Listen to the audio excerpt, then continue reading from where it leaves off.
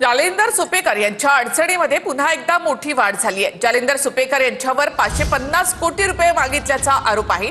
अमरावतीमधील कैद्याच्या वकिलाचा जालिंदर सुपेकर यांच्यावर मोठा आरोप।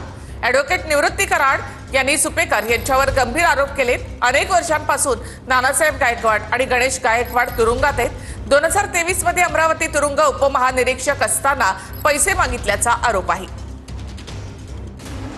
कैदी गायकवाडांकडून जालिंदर सुपेकरांनी 550 कोटींची खंडणी मागितल्याचा आरोप आहे। नानासाहेब गायकवाड आणि गणेश गायकवाड हे अमरावती तुरुंगात होते। या प्रकरणी निवृत्ती कराड यांनी 4 नोव्हेंबर 2023 ला नागपूर खंडपीठात याचिका दाखल केली होती। 550 कोटीत निपटवून टाकतो अन्यथा अमरावती तुरुंगात मरा अशी सुपेकरांनी धमकी दिल्याचा आरोप आहे। सहकार्य न केल्याने सुपेकरांकडून 7 पोलीस अधिकारी आणि कर्मचाऱ्यांचं निलंबनाच्या कारवाईमुळे अमरावती जिल्हा कारागृहात अधिकारी आणि कर्मचाऱ्यांमध्ये भीतीचं वातावरण होतं असाही आरोप करण्यात येतोय।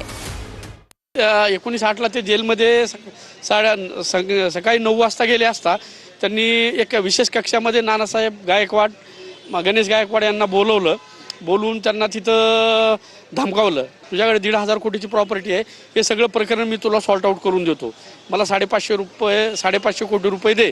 मग मी एका दिवशी जेल व्हिजिट केली असता मला माझ्या आरोपींनी हे सर्व सांगितलेलं आणि त्याच्यानंतर आम्ही सुपेकरांच्या विरोधात, सुपेकर असतील संबंधित फिर्यादी असतील यांच्या विरोधात आम्ही हे नागपूर खंडपीठामध्ये पिटिशन फाईल केलेलं आहे। साधारणतः शासनाने ह्यांचं call details call recording call details जे असतील हे यांचं काढलं पाहिजे की हे कुणाचे बोललेले आहेत, ह्यांचे आरोपी फिर्यादीचे काही संबंध आहेत का।